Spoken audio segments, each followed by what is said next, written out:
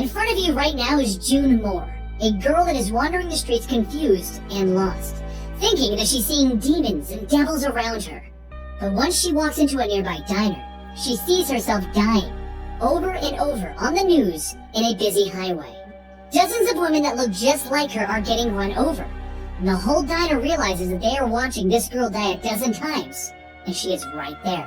Madame Xanadu sees things are happening and she decides to call in her own team, a team equipped to deal with a battle of this magnitude. She starts with Shade the Changing Man.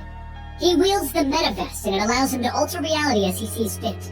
In front of him right now is his girlfriend, and she's crying because he's going to leave her again, because he's being called upon. But she doesn't realize that she isn't real. He gets lonely, so he made her out of nothing. And as he begins to leave, she begins to melt away, screaming, "I know what this is! I know what you've done to me! Was I even real?" And he answers her with, "You were as real as I wanted to make you." The Justice League arrive at a cabin in a field where Enchantress is held up. Magic is one of their weaknesses, but they're the Justice League, so they need to stop her.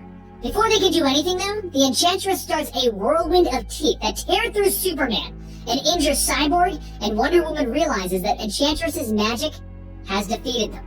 Zatanna and Batman are watching from the watchtower, and Zatanna tells Batman that he should let her go. This is magic, it's her realm. She'll wrap up the Enchantress and they can carry her away. Batman agrees that that's not a bad idea, but he insists that he's going along. So as he tries to join her, she binds him with her reverse magic and leaves him in the watchtower.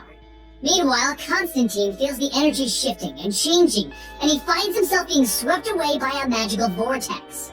Elsewhere, the girl known as June has managed to find the home of Dawn and Deadman. And on the other side of the world, Shade arrives in the home of Xanadu, and he wakes her up as she has collapsed on the floor. Xanadu explains that the Justice League is attempting to battle the Enchantress, but they failed. She can see into the future, and she sees a new team, a gathering of men and women, each with their own specialty. While Shade tries to tell her that she's batty, Xanadu looks off into the distance to the future that she can see, and she sees a pile of dead bodies. Zatanna arrives in the town where Enchantress is located, on her motorcycle, and she sees the destruction that the Enchantress has caused. But very quickly, Zatanna realizes that she's not enough to take on the Enchantress herself, so she puts herself into a magic protection bubble. Meanwhile, back with Deadman and his girlfriend Dawn, we go back to June standing in the doorway. And she is here because she's looking for Deadman in a crooked house on a crooked lane. June explains that she is a part of the Enchantress. She's in the shadows in the back of the Enchantress's mind. But a few days ago, she was suddenly free and she was able to do whatever she wanted. She came here so the Deadman can possess her and see if she's actually free, and if the Enchantress is still inside of her. He does possess her, but he doesn't find anything. The only odd thing he finds inside of her is a repeating nursery rhyme about a crooked man in a crooked house on a crooked lane. After trying to convince Dawn to sleep with him while possessing the girl's body, Dawn leaves the house furious. A Deadman frees June and explains that there's nothing inside of her, to which June thinks will only make this worse, because without her inside of the Enchantress will go insane, and she'll hurt anyone that has helped June. Dawn, on the other hand, is already in trouble as she drives into the night and then sees in front of her nothing but a freezing darkness. She jumps out of her car and turns into the avatar of peace, Dove. Back with Zatanna, she's sitting in the middle of the street this whole time, unconscious, and from the looks of things, apparently dead. It's gained so much attention that even the paramedics have arrived to take away the dead girl that's sitting in the street. But Constantine walks up. She ain't dead. That's a parlor trick of hers. Zatanna, it's me, John. Wake up.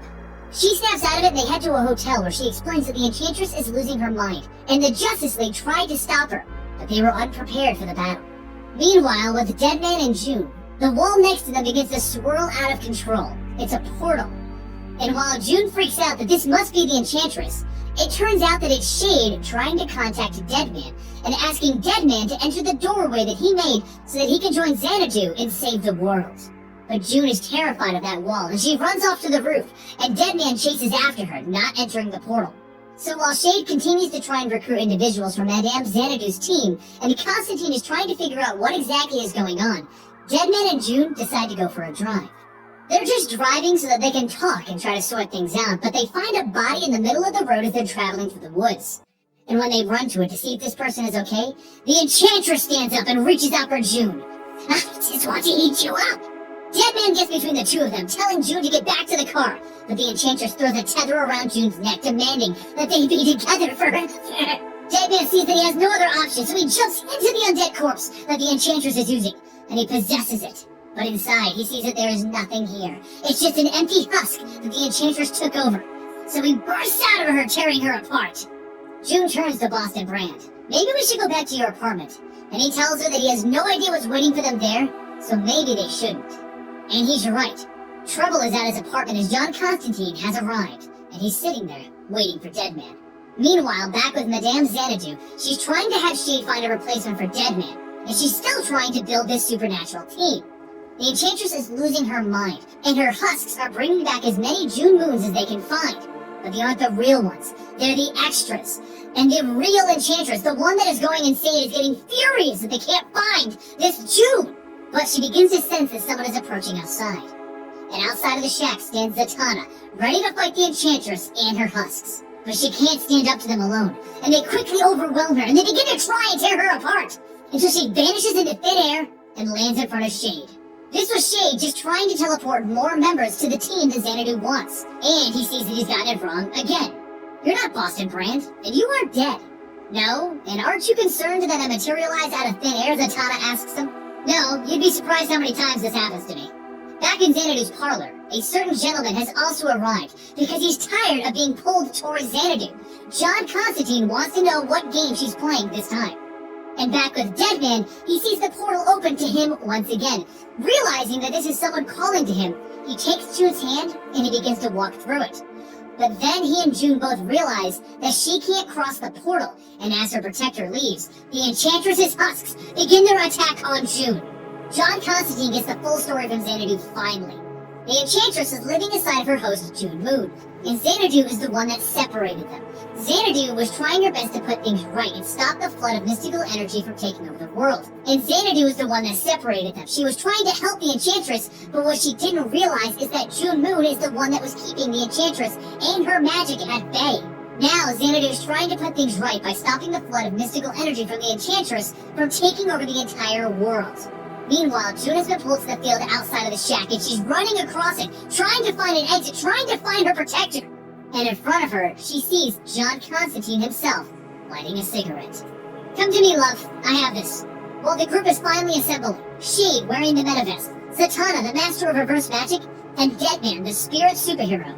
Xanadu explains the purpose of everything, and then she warps the entire group to the same field with the same shack that John Constantine, June, and the mystical energy that is the Enchantress are currently residing in. Their first challenge is to get past the magical teeth that is trying to tear them apart, but Shade is able to hold up a protection spell to keep it all back. That is until the Enchantress's magics begin to show him what he really wants. His girlfriend. He begins to slip and lose himself into the fantasy of it all, so Zatanna gives him a big kiss to snap him back into reality. But it wasn't fast enough. The teeth begin to touch Zatanna and Xanadu, showing them their true fears. The Enchantress is taking down all three of them at once. Meanwhile, a little ways away from them, Constantine is pacing around in his protection circle with the teeth and the husks flying around him. He tells June that he was rune casting back in the UK when suddenly he found himself being pulled around to all kinds of key locations and to all of the people involved in this. You're the last piece of this jigsaw. I understand what the others are here for, what their purpose is, and what Xanadu is trying to do. But you, how long were you trapped in the Enchantress? June thinks about it. Here's a kind of buried personality. And then I was suddenly free and I had nothing but a rhyme going around in circles in my head. Stop there. A rhyme? It must be the spell that Xanadu used to get you out. I hope you remember the words, love. So he recites it over and over. The complete rhyme. And she falls to the ground screaming in pain. What are you doing? Why does it hurt?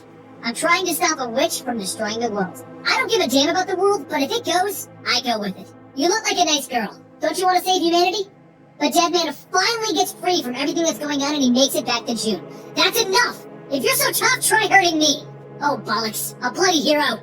Back with Shade, Zatanna, and Xanadu, Shade begins to pull them all away from the witch's magic, trying to put them somewhere safe, when suddenly, Mind Warp appears, one of the individuals that Shade was considering recruiting in the place of Deadman. Back with Deadman, he jumps into John Constantine intending to possess him and harm him, but Constantine isn't so easily possessed, and he easily rejects Deadman's soul. Constantine then steps forward, and he completes the rhyme. June screams out in pain, and then the magics of the Enchantress resolve and vanish. Sitting there in this random field is now the Enchantress, and everyone's fine. After that, they all go back to Xanadu's hidden base of operations, and Deadman demands to see the Enchantress. If he understands this correctly, June is trapped in there, and he wants to see her. But Xanadu says that she can't do that, and Constantine is now just pissed. You made a mess because you couldn't stand the Enchantress anymore, and then you called all of us to clean up your mess. I don't want to see any of you again. I have my own life to lead. And he smacks her fortune-telling cards off the desk. She pleads with them all to come back, but they don't care. They all just leave. Xanadu is worried, because she knows that she's going to need this team again. She's going to need the Justice League Dark to handle things that the normal Justice League can't.